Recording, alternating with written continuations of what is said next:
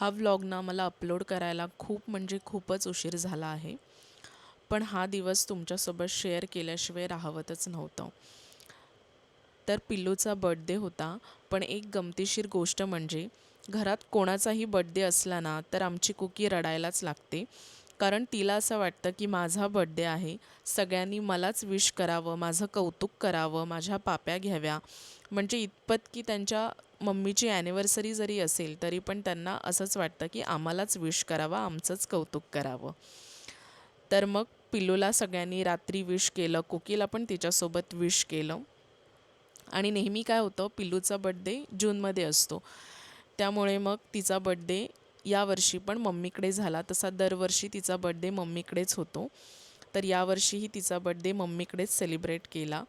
अगदी छोटंसंच सेलिब्रेशन केलं, म्हणजे केक आणला आणि तिच्या स्वप्नील काकाने छान असं डेकोरेशन केलं. सगळ्यांनी त्या दोघींना पण औक्षण केलं आणि मग केक कट केला. तर असा होता पिल्लूचा बड्डे आणि छोटा पण खूप मस्त असा सेलिब्रेट केला. आणि त्यानंतर मी आणि स्वप्नीलने त्या दोघींना गिफ्ट आणलं होतं आणि मग ते त्या दोघींना गिफ्ट दिलं, त्यांना आवडलं पण ते गिफ्ट. तर असा होता पिल्लूच्या बड्डेचा दिवस. आणि खूप उशीर झाला आहे मला माहिती आहे, तरी पण वन्स अगेन हॅपी बर्थडे पिल्लू अँड कुकी ऑल्सो. सो तुम्हाला हा व्लॉग कसा वाटला, आवडला असेल तर लाईक शेअर अँड सबस्क्राईब करायला विसरू नका. बाय.